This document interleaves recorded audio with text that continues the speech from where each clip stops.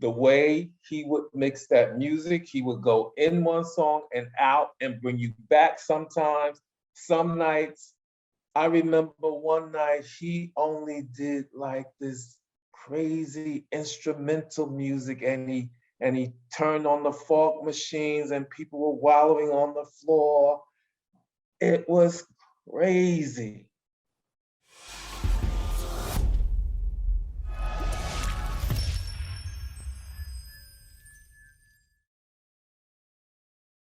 Today's April 18th, 2022. Who are we speaking with? Alex Smith Jr. What does the Paradise Garage mean to you? The Paradise Garage, what it means to me, what it meant to me, it was the start of my really kind of my coming out in a way.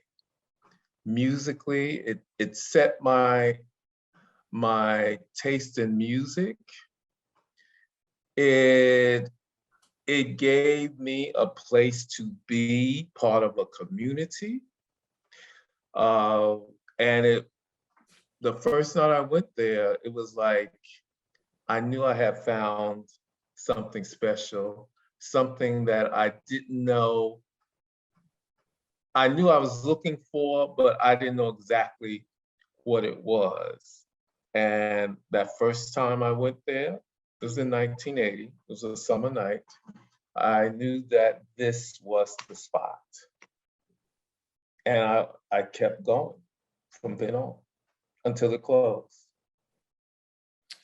Let's take a step back. Go on. Tell people what the Paradise Garage is for somebody that never heard about it or experienced it. Okay. The Paradise Garage was a club. It was a members only club, which I liked also because everybody just couldn't go to it. And it was about the music and the dance, period, up front in the story. People came there to dance and to dance to that music, which was different from other clubs, most of the other clubs. Better Days was around uptown with T. Scott. He was playing similar music, but the garage was the mecca for that underground dance music style done by Larry Levan. And what was also special, the atmosphere. People, you would come with your entourage or you came alone. It wasn't really about getting picked up, although that could happen. It was really the place to get your feet off and really just be who you wanted to be in that space. And it happened all the time. And it was magical. It was magical. From the lights, they had a major rack of lights like I've never seen since. And those speakers, I mean, it was an incredible sound. And all of it, along with the mix of people who the owners, Mike Brody and Larry Levan, allowed to come in there, it made for the perfect mix, the perfect setting, the perfect place. If you wanted to dance, if you wanted to be whoever you were going to be, that was the space to be in. That was the space. And there was no pretense. It was no pretense. Explain that. I mean, nobody was there to profile for the most part. They were there for the music and to dance. And you just did your thing. I mean, there were so many different characters that were there. I remember this heavy-set young Black woman. She would get on stage and she would just mouth all the words and just dance across the stage. Another guy, he would come stand front, get on stage with a flashlight older Black man, hold it under his chin and be just in his moment. It was incredible. It was incredible. Somebody else, I remember this tall, muscular guy. He would get on top of the speaker in his Speedo green bathing suit. It was incredible. Other people came with their duffel bags and changed into their outfits. Came with their entourage, whatever you wanted to be.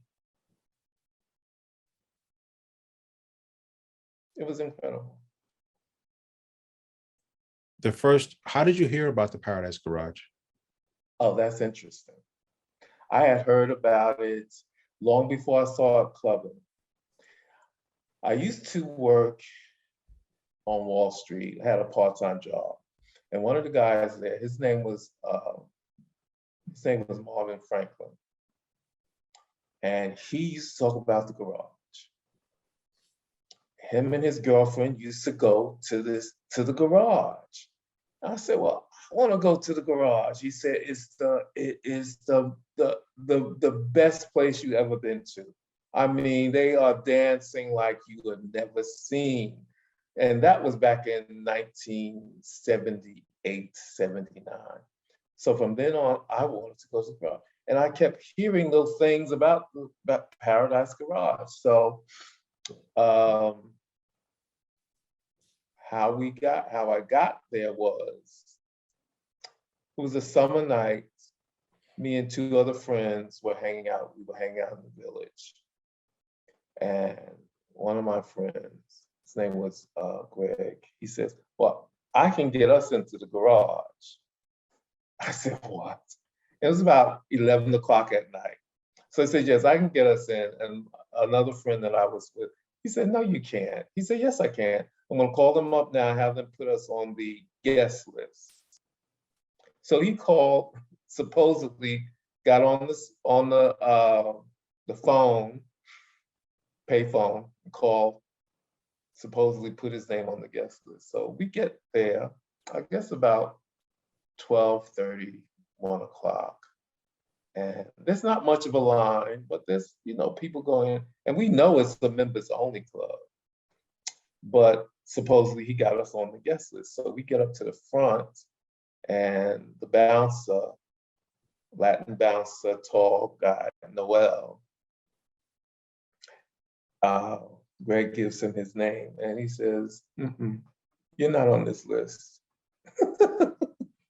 And so my other friend, he said, I told you. So we got turned away. Now, as we're being turned away, two other friends of ours come up, and we tell them, well, they say, we got invites and we can get you in. We can get two of you in. So I think they could get all of us in. So we go back up to the line, and they won't let, Noel sees that Greg was there before. And he says, you're not coming in here tonight.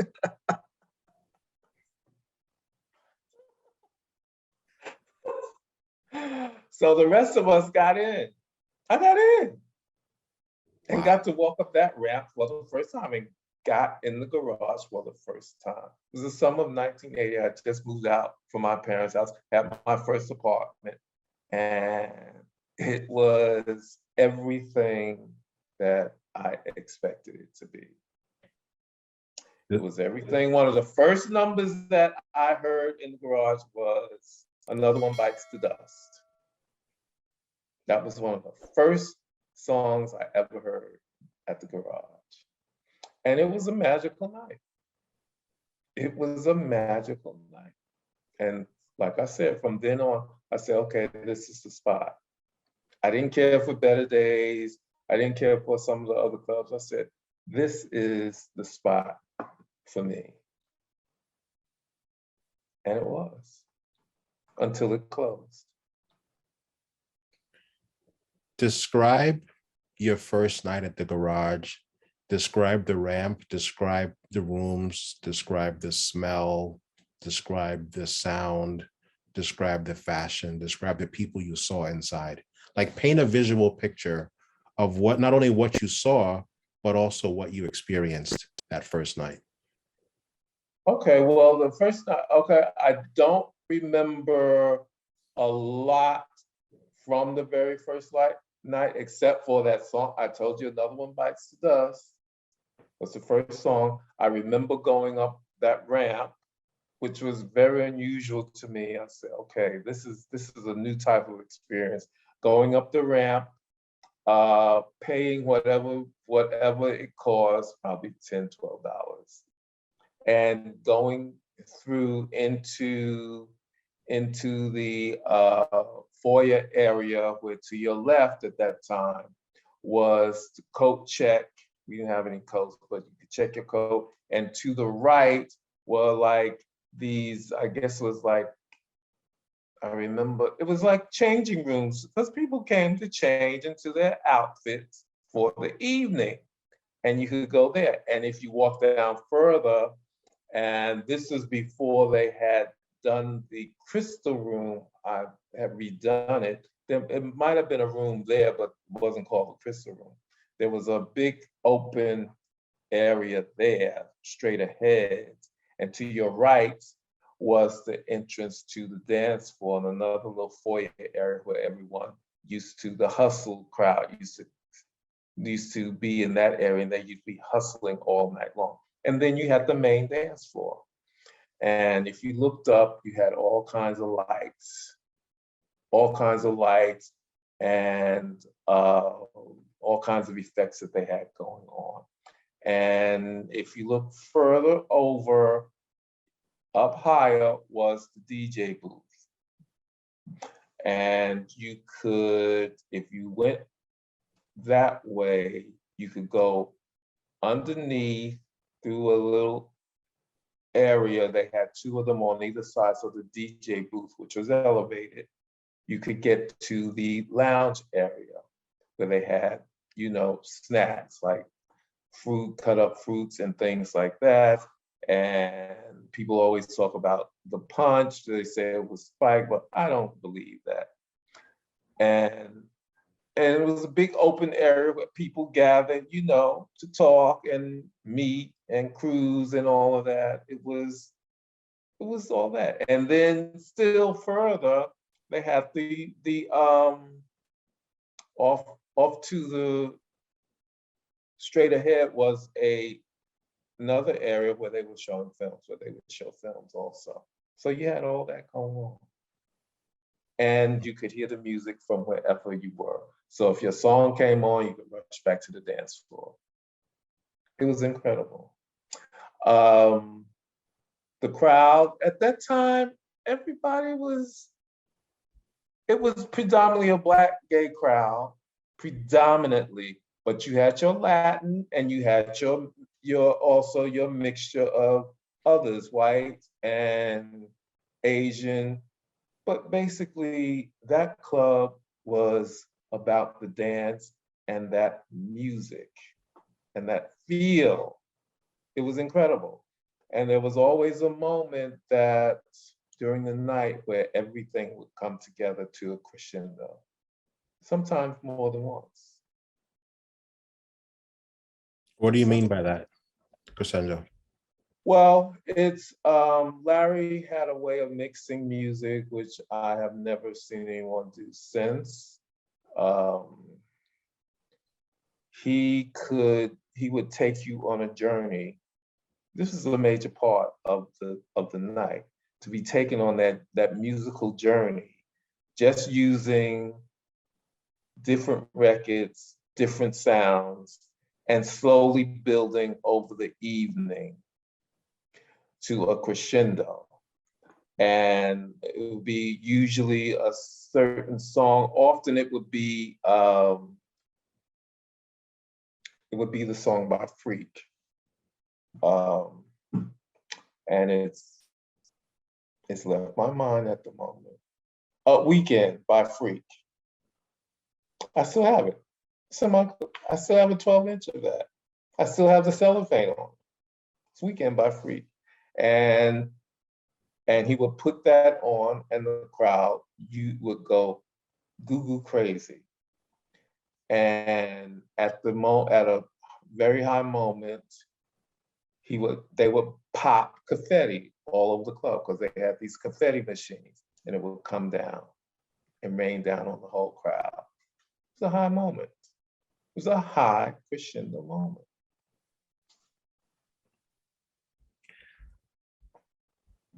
What differentiated Larry from all the other DJs at the time?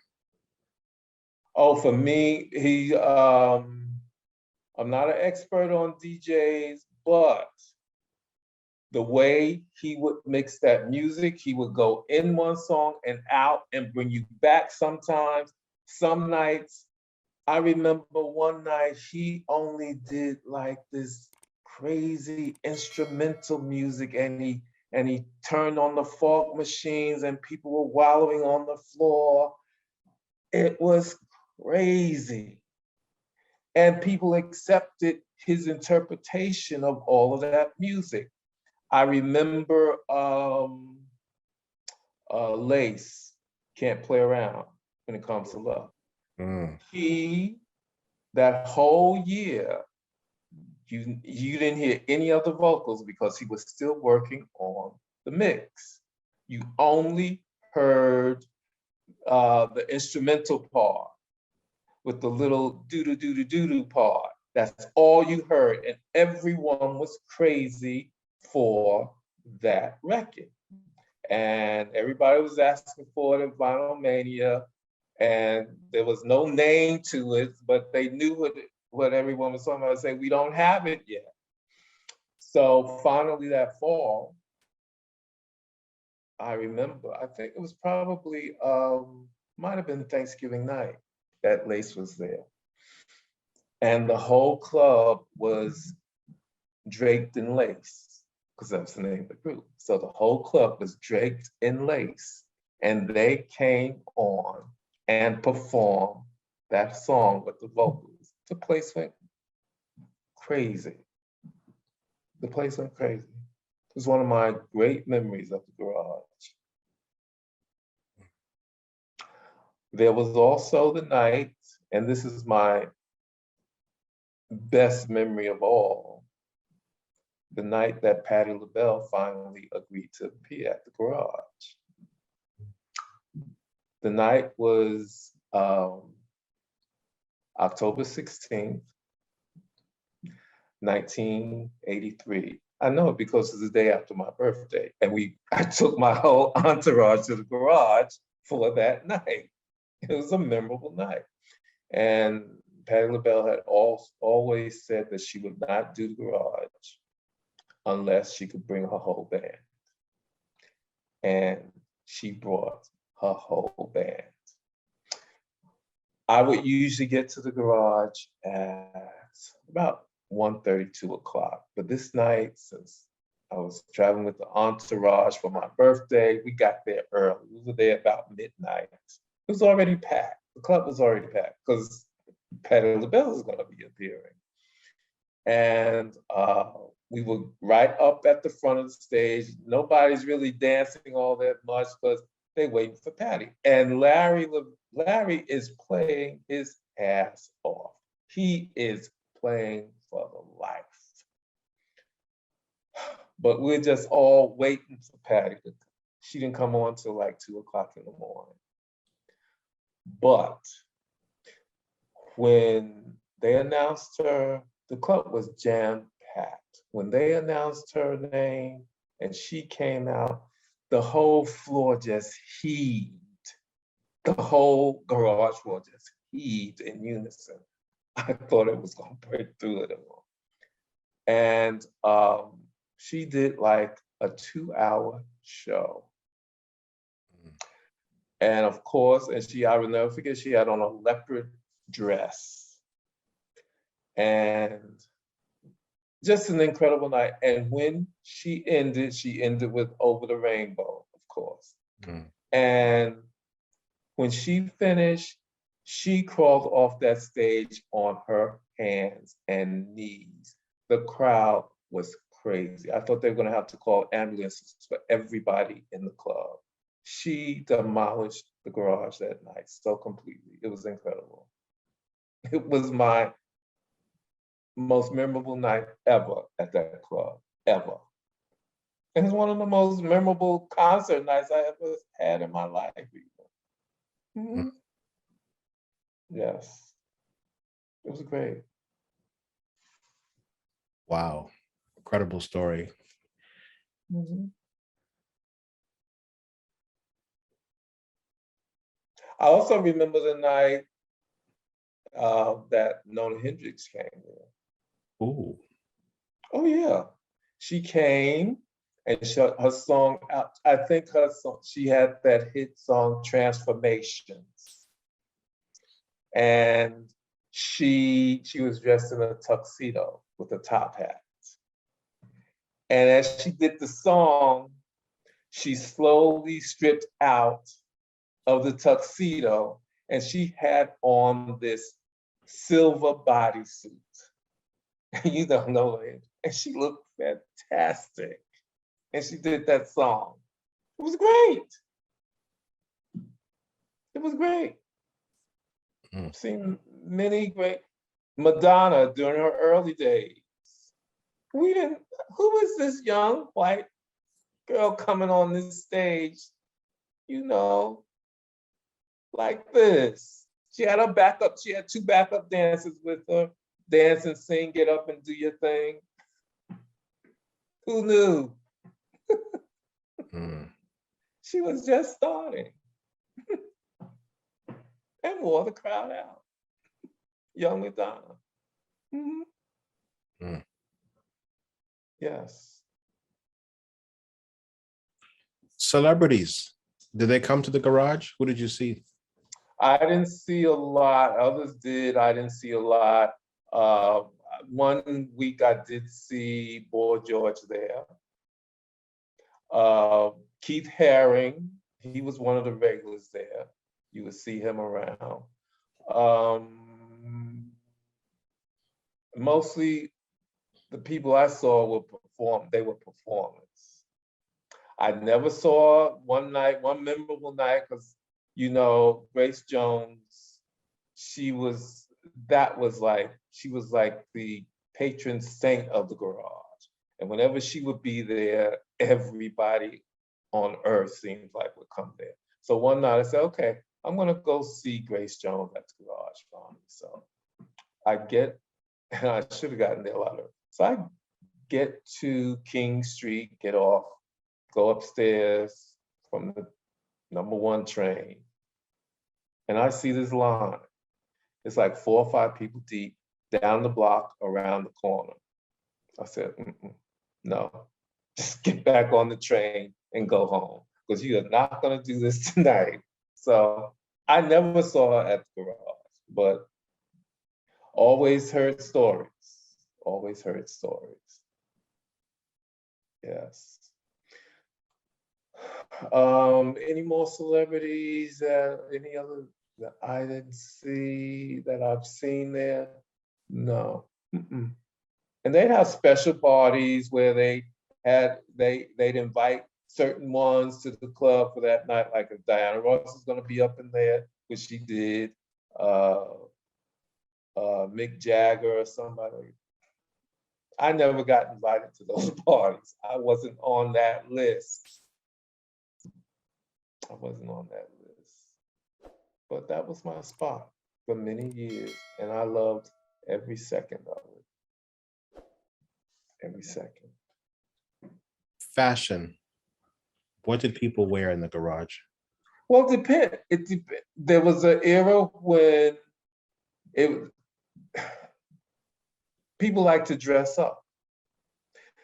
There was this young white woman. She used to always wear her tutu and her ballerina slippers. I used to see her at 718. You know, do you know Conrad Nesbitt?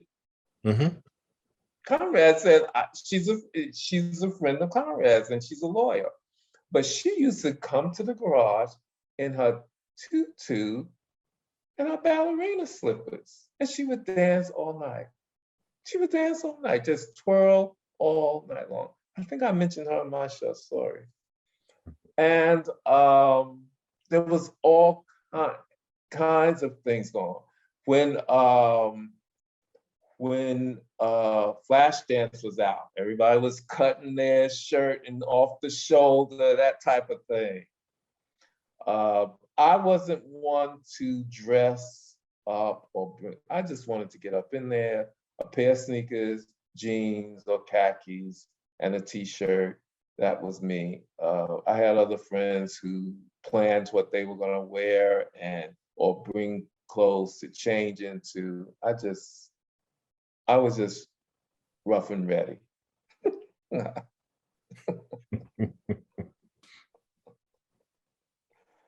But everybody did, that was the thing. You could dress up or not dress up. You could come with your entourage, or you could come alone and dance by yourself all night. Or you could find somebody to dance with.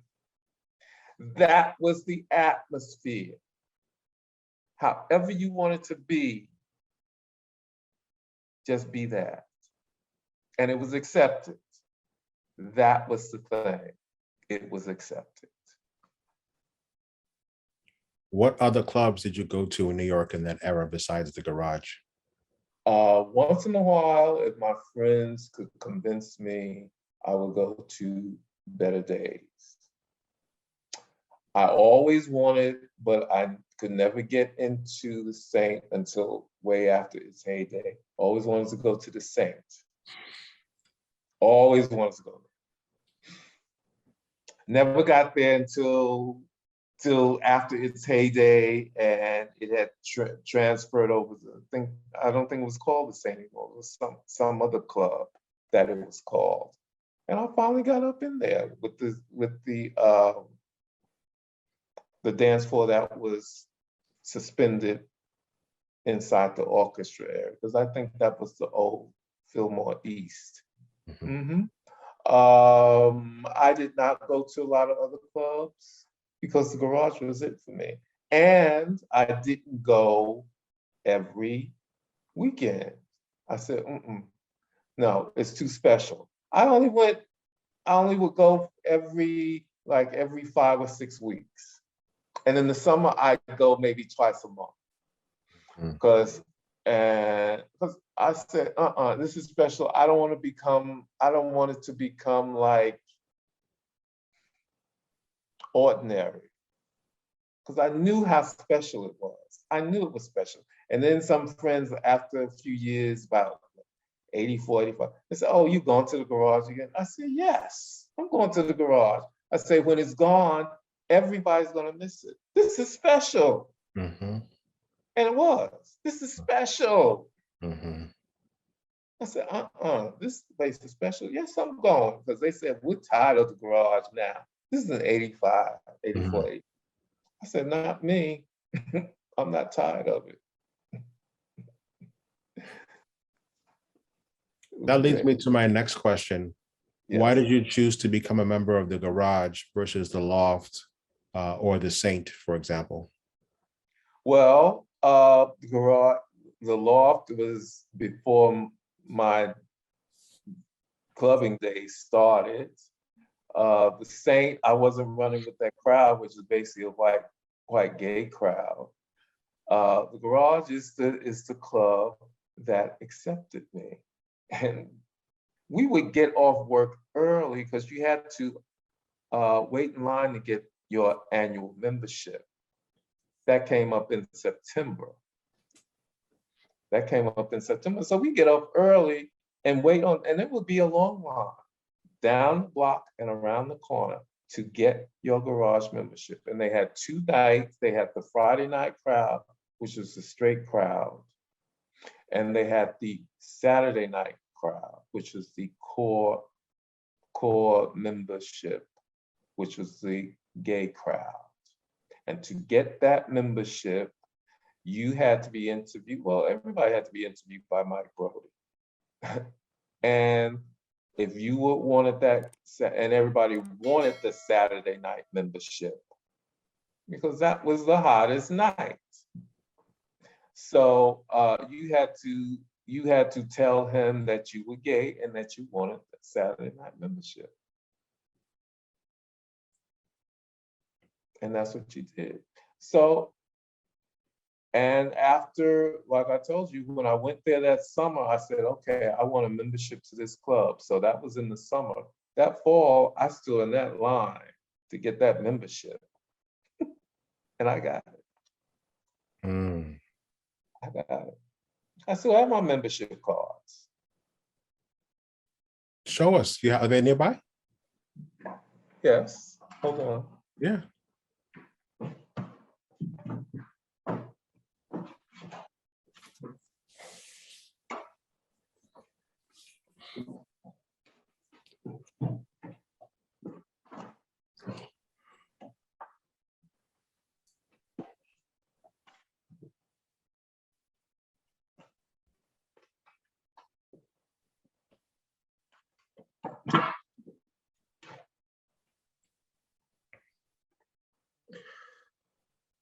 This is the 83-84 card.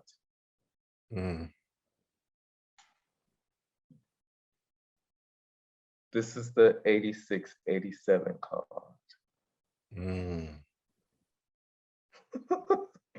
Now, I also have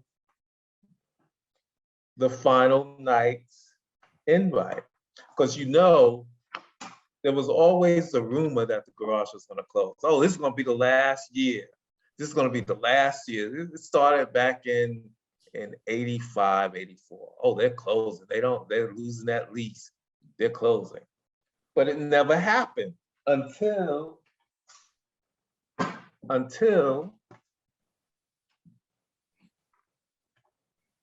87. And this is the final invite. You get, it's in the envelope. I still have the envelope. This is the invite. Wow. That's the invite. And it says, you want me to read it? Please, yes. It says, okay. It says, the sands of time. Every so often, something beautiful in our lives passes on. We find sadness in this because we can no longer see it or feel it or be near it. However, we must remember that these things live on in our memory and in spirit. We have sad news to share with you. The lease of the Paradise Garage officially ends October 1st, 1987. Paradise Garage will come to an end at that time. We have had 11 beautiful and crazy fun-filled years with you, which I and the staff will never forget. There is not one moment of regret. Our final weekends will be Friday, September 11th, 1987, and Saturday, September 12th, 1987, Friday, September 18th, 1987, and Saturday, September 19th, 1987, Friday, September 25th, 1987, and Saturday, September 26th, 1987. The spirit of the garage will always be there, and possibly one day in the future, we'll all be partying together again. In love and hope, Michael Brody and the staff of Paradise Garage. And Mike Brody died right before the closing. Right before the closing. So yeah, I still have all of that.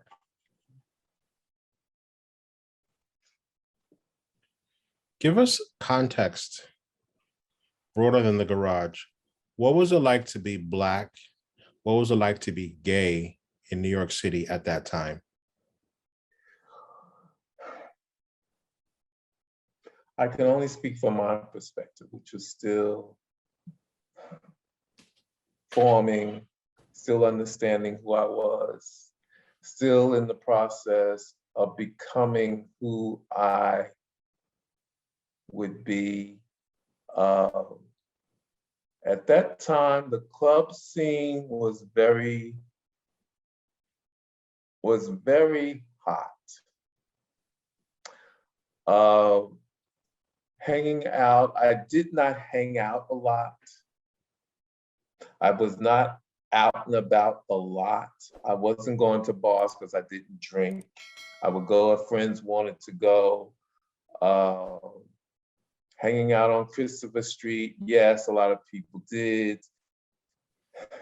Back then for me, it was not so much about that. It never was for me about that to that extent. I did, like I said, I did go to the garage and I would go with friends to some of the other bars along Christopher Street and, you know, hang out at the pier at the end of Christopher Street a bit, but it wasn't really my scene.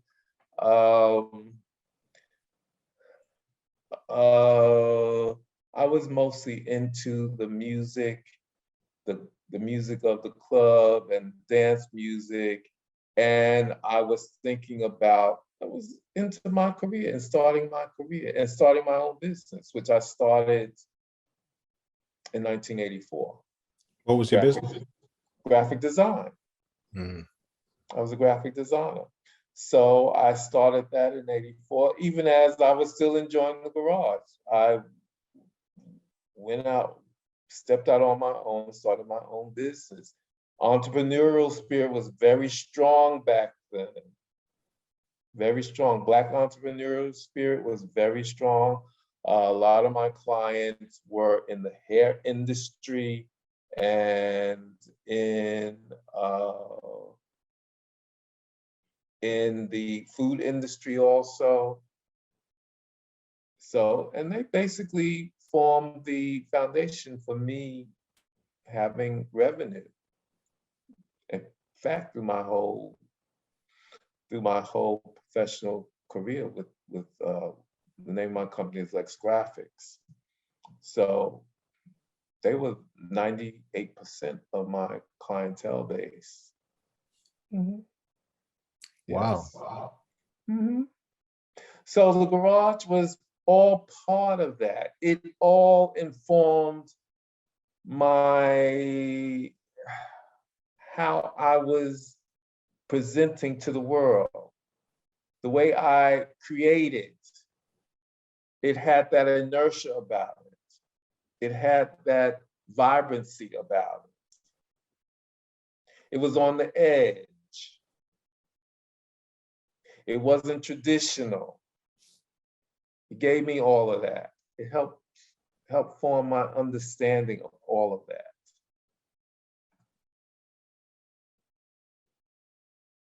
Would the garage work today? No. You can never go home again. It was a time, it was a place. We have left that. The club scene now is very different. Very different. It's all integrated. And you know, this 718, I mean, you have straight and gay intermingling very harmoniously together. I mean, that back in the day, Garage had a Friday night straight club, a straight night, and they had the Saturday night, which was gay. Now they don't even bother with that. And 718 helped in a lot of ways bring that about, I think. Explain. Integrate.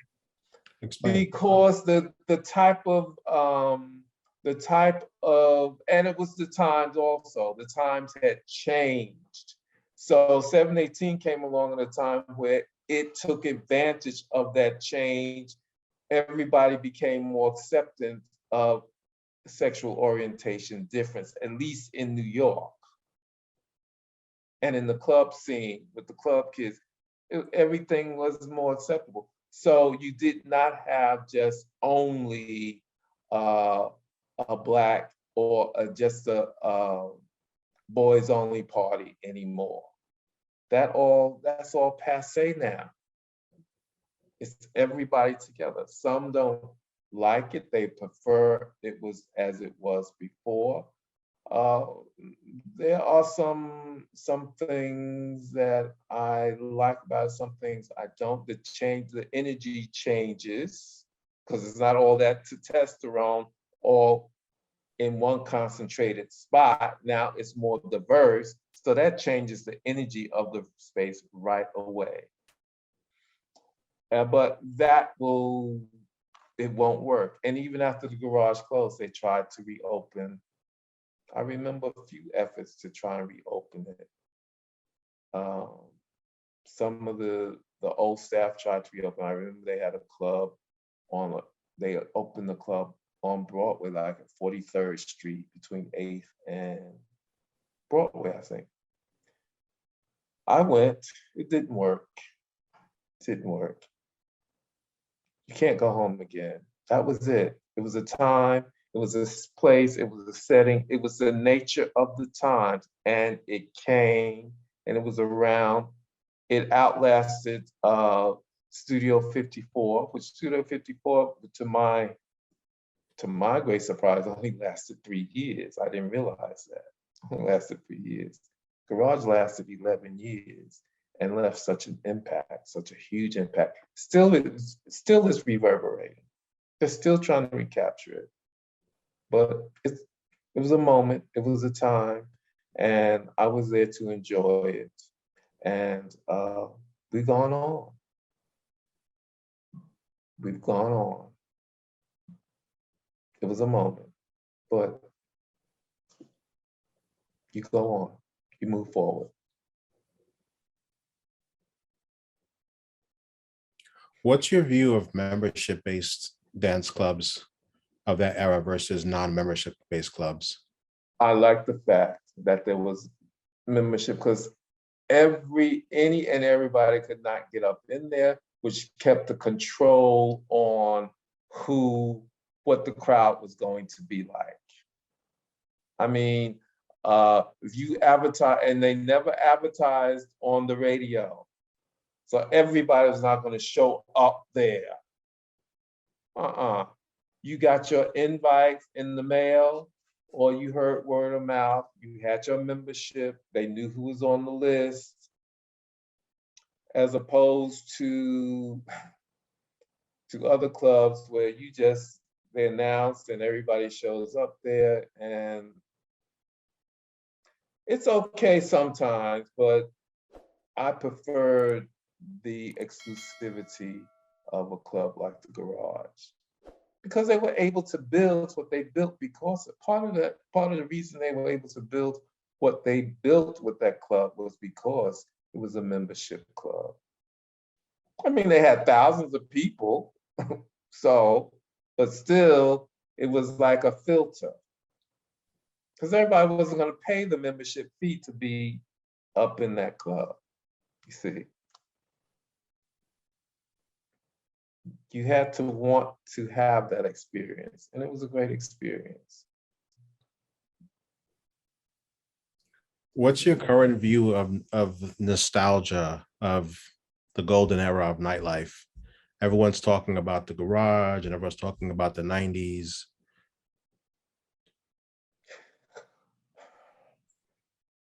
Are you over it? Is it tired? No, I like the fact that it's being remembered. I like the fact that it is remembered. I tend to be a sentimental type of person, so I like nostalgia up to a point. It's nice to reflect. It's nice to look back, but you have to realize what was is not going to ever be again. That was an era, that was the time, and I'm accepting of that. And I think that comes with maturity also. That comes with maturity. You had it, you enjoyed it while you had it, and that's to me, that's one of the secrets of life. Live in the moment, enjoy it while it is present. And once it's gone, at least you have the memories and you move forward to what's coming next, because there's always something coming next. And that's my view of nostalgia. It's nice, but it was just that. I like hearing about the garage. I like hearing about that era. I love the street party they had in 2014 to commemorate the garage. I love that. And one interesting incident. I was with Marshall Sweeney, who you interviewed before. We were coming up.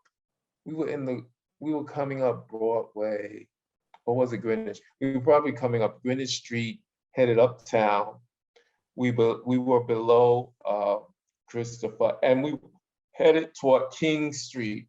And so he said to me, let's walk by the garage. This had to be like in like 96, 97. Garage has been closed a long time.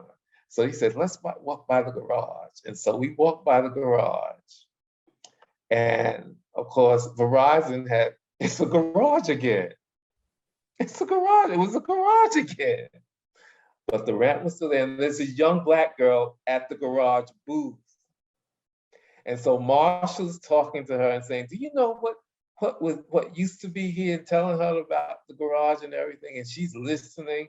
And while they're talking, I had already gone back up the ramp, which I had not gone up since that final night.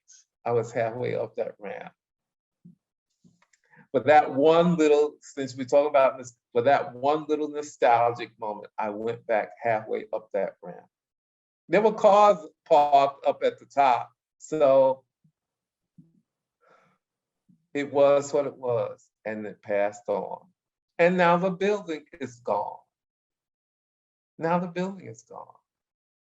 The garage is not even there anymore. They built something else there.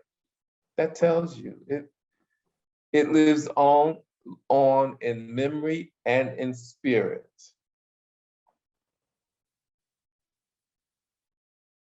Talk about music. What type of music was played at the garage? Only there was certain music, like people, you knew certain songs were not going to be played at the garage. You knew it. He did not play Donna Summers much at all. He might do Bad Girls, but he wasn't going to play some of her other songs. Wasn't going to be done there. There were specific artists that played. Of course, they made one group the garage made was the Peach Boys. That came out of the garage. And of course, the artists from West End Records, Tanya Gardner and all of them, they would play them there. A lot of the more commercial sounds, you are not going to hear that at the garage. Larry would pull from unusual music. He did play the Rolling Stones' Miss You. That did hit big at the garage. I'm sure he helped make Yoko Ono's record, Walking on Thin Ice. He played that at the garage. Yes. And you knew the music that they would play. Of course, Lolita Holloway was played there. She appeared there. The Weather Girls, 2 Tons of Fun, Colonel Abrams. So many. Some of Madonna's music once in a while. A lot of the artists were like, and what's his name who just recently died? Denroy Morgan, that one song he had. That was huge. That was the anthem. That was the roller skating anthem. Okay. Yeah, well, he came there and they did that song. I'll Do Anything for You. Yeah. And someone just posted about Bobby Womack, Baby, I'm Scared of You. I remember the night they came to the garage to do that. I remember that night. So many things, so many musical moments, so many. Um, I'm not gonna pull out my 12-inch because that would jog my memory more. Of course, the final night he did Jocelyn Brown, Ain't No Mountain. I mean, he made that record. I mean, and that was like a garage anthem. That was a garage anthem. If he didn't reach that moment of crescendo with Weekend by Freak, he would often use Ain't No Mountain. And that final night, I remember he was not playing that well, in my estimation. And that night went on. It started that Saturday night. It didn't end till Sunday night after 9 o'clock. But he played, he said, okay, I'll fix you. He played Ain't No Mountain back to back twice and laid that whole floor out.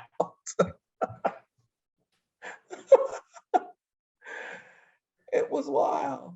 It was wild. It was great. It was great. It was great. What else? Music. But it really set my taste in music to this day. My basic list is club music. I like some of the newer music. I do feel, and this is my I guess it's my criticism of how DJs play now. They don't know how to mix. They don't put the music together, even in a musical story. They just play one thing behind the next. Part of the artistry is weaving it together seamlessly.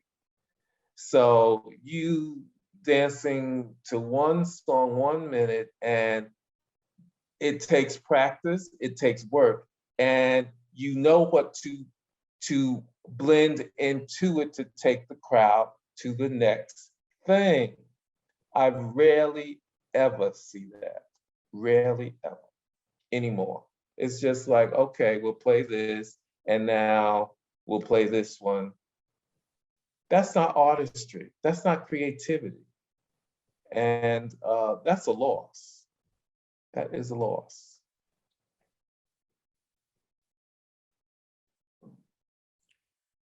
Let's talk about drugs in the garage, or that era, I should say, not specifically Okay. about the garage. Okay. I used to go to the garage with, because that wasn't my scene, but I went with two of my good friends. I said they would always come to the garage, and across the street was the post office from the garage on King Street. And at that time, the post office had, the scaffolding was up there forever. And that's where the drug sellers would be, across the street from the garage. And they would, before we went in the garage, they said, okay, we got to get our tab of acid. And I would always say to them, I don't know why y'all need that. It's a high, the music is a high just by itself. I mean, I don't understand why y'all need that. You're gonna miss part of the experience. But they would always drop acid right before they went in the club.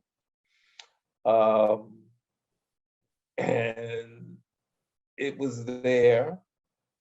It was part of the scene. It wasn't major part for me because drugs were not a major part of my life, never have been. But I went with people who it was. It was major for them. That was a major part of the whole garage experience for them. And they see it through that eye.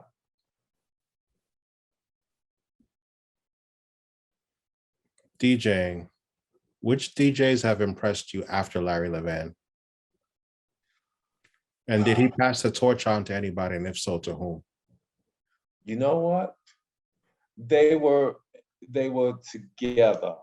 I will always remember one night, oh, it wasn't Body and Soul, it was Tracks, Sound Factory Bar, when they were on like 21st Street between 6th and 5th. I was there one night and T. Scott was the one playing. This is after Garage. This is in the 90s. He embodied everything that I would want a DJ to embody. He played so well that night. He played so well and so intensely, he laid the crowd out. And I hear a week later, he died. Yes. Because T. Scott was the DJ record for Better Days.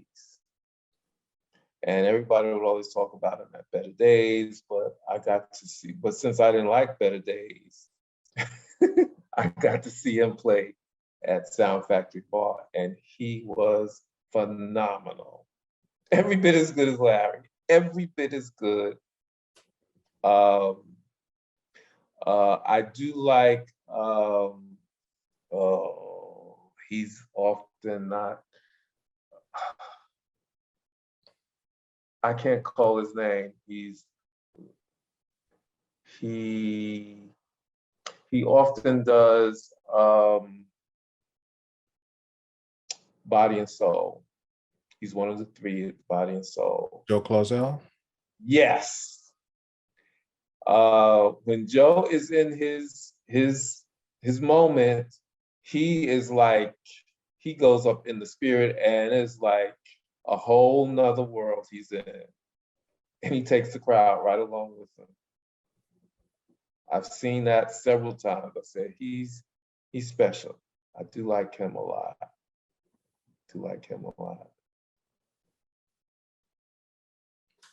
But I rarely go out. I'm not going out nearly as much as I used to anymore. Life changes. Life has just changed. I still would, 718 was special because it was only every month. Tell people, we're talking about it because we know, but people who watch us may not know. Tell people what 718 is. 718 was a monthly party. DJ Danny Krivitz, and the presenter is Benny Soto. And to me, it took years, but after Garage closed, and a friend of mine, my friend Jason, introduced me to 718. He said, this party is on. And sure enough, it comes closest to at that time to having the energy and the attitude of the Garage. Those kids were dancing for life up in that club. They were dancing for life.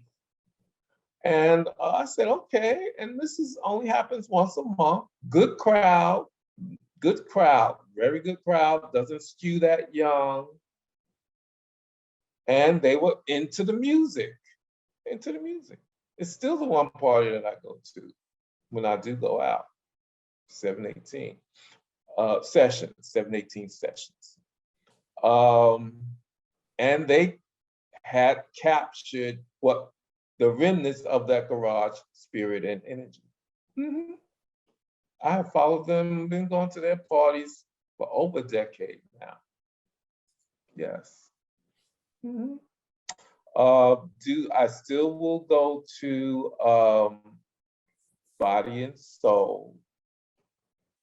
Shelter, when they were during the early days of Shelter, when they were on Hubert Street, I would go to, they had a great party too. They had a great party. They give great parties. Good crowd, real good crowd.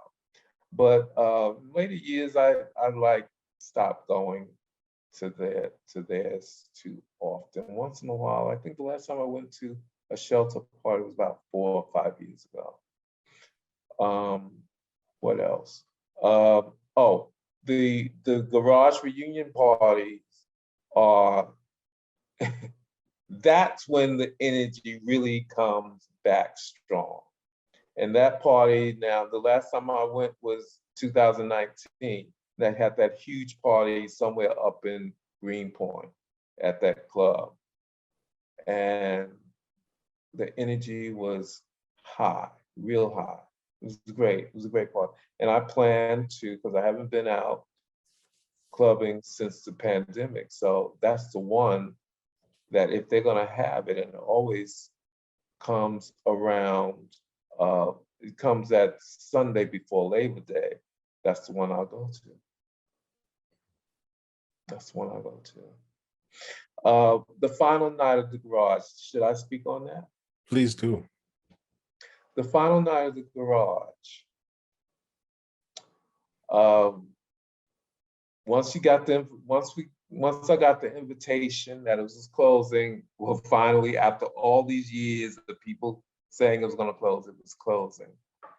So I asked my good friend Greg, who was the first one. I told you he got turned away. He said, "You going to the final?" I said, "Yeah, I'm going to the final night." So it started Friday night party, and then we're going to do Saturday night party. So I said, "I'm going Saturday night, of course." So it turns out the Friday night party, a couple of people got killed online waiting to get in. Oh yes, a couple of people got killed online. There was fighting, got killed. So I'm getting dressed Saturday night watching the news of what's happened. And so Greg calls me and says, "Are you still going?" I said, "Yeah, I'm going." And we getting there early. So he says, "Okay, I'll meet you there in the lobby at 11:30. I said, "Okay," because we usually go 1, 2 o'clock. I said, "This is the final night." So I get there at 11:30, and soon after he gets there, and had bought this whole outfit. I'll never forget. It was black. Had this big silver buckle, cinched belt, and he was dressed for the occasion. I've forgotten what I was. Probably something nondescript, I'm sure.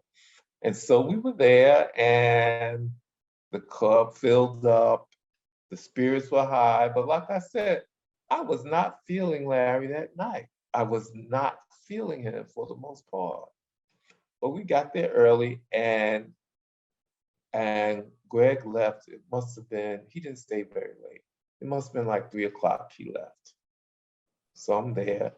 The club is jam-packed, crowded, and dancing and talking and all of that. And then about 7 o'clock, another good friend of mine comes to the club, and he brings breakfast. He brought some bagels and some orange juice. And my friend Stephen Latour, he was the one who came. He came, and then he stayed for a few hours, and then he left, I guess, about 11 or 12 o'clock. And the party's still going on, and I'm still there. I'm still there. And about late that afternoon, that's when Larry really started to play the music. And he did Ain't No Mountain twice. And he did some other things. And so, but it began to wind down. Began to wind down about 9 o'clock. And I'm dead tired by then, because I've been there since 11:30 Saturday night. Now it's 9 o'clock Sunday night. So I said, okay, it's winding down. It's time to say goodbye to all of this. And so I left. Walked down the ramp for the last time until what I just told you, when I was with Marshall walking uptown, I got that chance to go halfway back up that ramp. So I walked out to the garage, and that was it, that final night.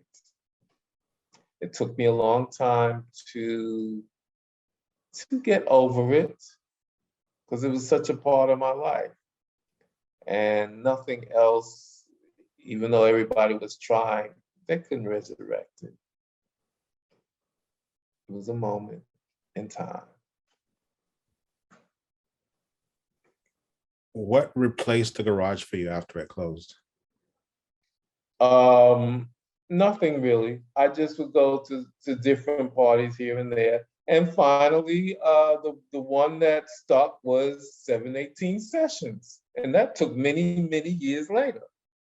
Other than that, I would just, just go to other clubs, they would be okay. I did Tracks. Tracks was big for a while. I've forgotten that.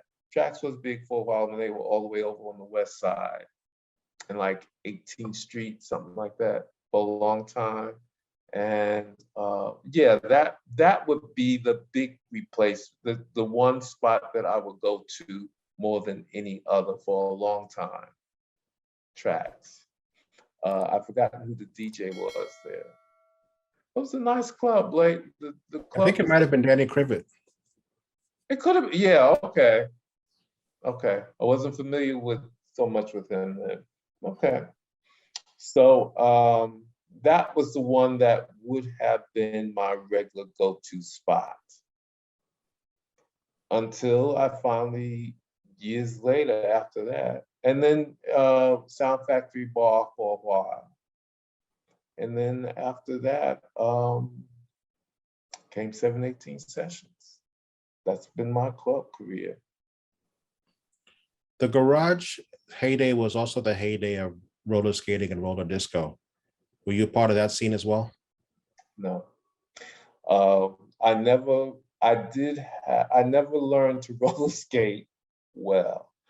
I love that party that they have in Central Park near the band shell with that group. They carry the energy, that garage energy. They carry it still. They still carry that energy, and I love that. But no, I wasn't really part of that. I did have a pair of roller skates when that era came back, when they had finally perfected those wheels that allowed you to ride on concrete, and everybody was roller skating again. This was back in the early 80s, and people were out in the street skating and all of that. When I was growing up, yeah, I had roller skates, but they were metal wheels, those old skates that had clamps. And but no, I was never really a big part of it. I did go to the Roxy a couple of times, but it never really, because I didn't skate well enough for what I wanted to do. And I never got to Empire Rollerway, never, even though it's here in Brooklyn. I never got there, even though it's legendary and all of that. I never got there. Talk about the garage. It sounds like it was not just a club, but it was also a community and a safe space. That's exactly what it was. Expound upon that, those two areas. Well, for Black gay men who may be out or may not be out, it was a space where you could come together with others who were like you.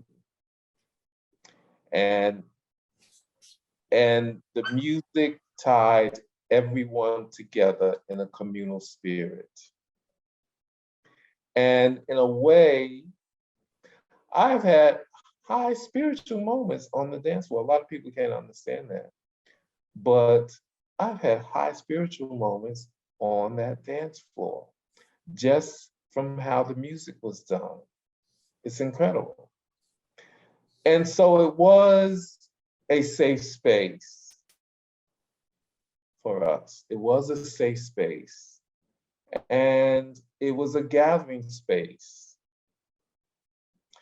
And for people to come together who shared certain commonalities. And it was great. Also, it was happening at a time when AIDS was about to hit very, very strong. And the garage closed. See, again, you asked if it could ever come, because everything changed. The garage closed in '87. My first friend that I knew personally, he died that year. And he used to always go to the garage. He died the year the garage closed. He was only 28. He was only 28. And so when the garage closed, the music kind of died for me. It died. It was a passing of an era, passing of, I won't say like passing of adolescence because I was way past that, but it was a sign that, it was a signpost that I was growing, I was maturing. And it had its good aspects, it had its bad aspects. I was nostalgic for what was, but I realized that what was not going to be again. We were now facing this huge health crisis that none of us saw coming. And a great sadness was unfolding and would continue to unfold for many years. And the closing of the garage helped usher that in and that understanding for me. Mm-hmm.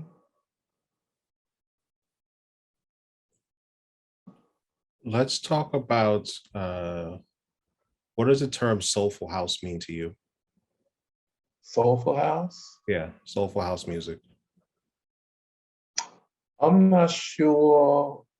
I'm not familiar with that term. All right, let's move on to the next question. Let's talk about record shopping. Were you, besides being an attendee of the garage, did you also actively go record shopping as well? Of course. Yes, that was all part of it. That was the merchandising part of it. I mean, Larry played records and you go buy them. Vinyl Mania was the spot to go to get what he was putting out, and they carried it.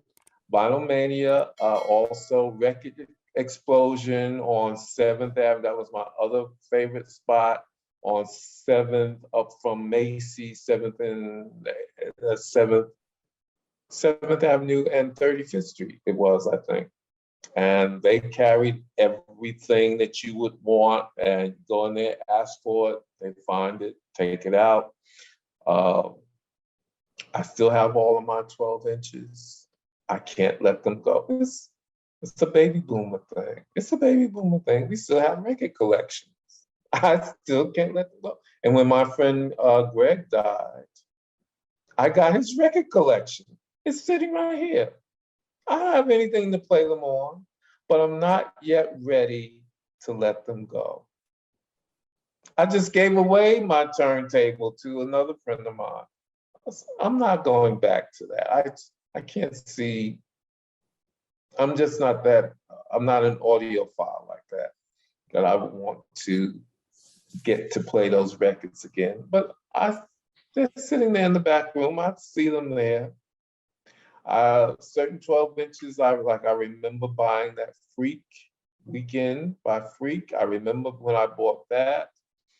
The very first 12-inch I bought was Sweet Dream by the Eurythmics. Harry would play that at the garage. Another anthem of the garage was, of course, Sounds of Blackness?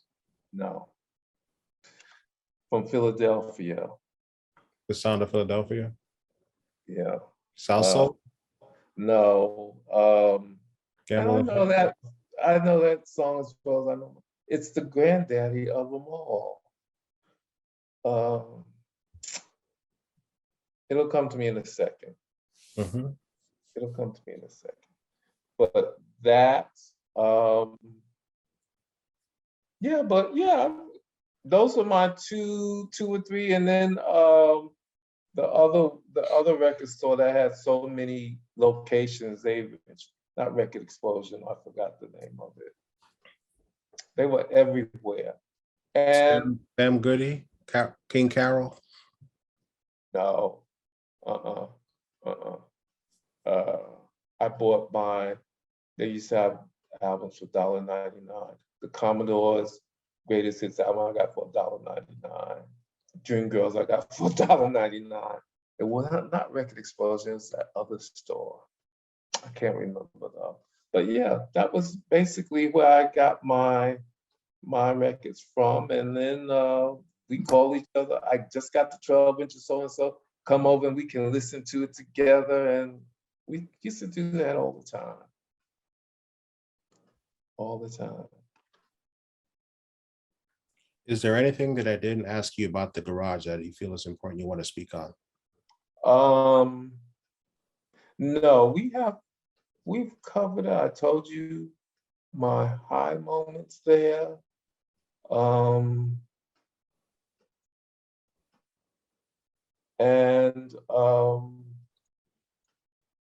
basically what it meant to me. What it meant to me. And I have one question. What advice would you give to the next generation?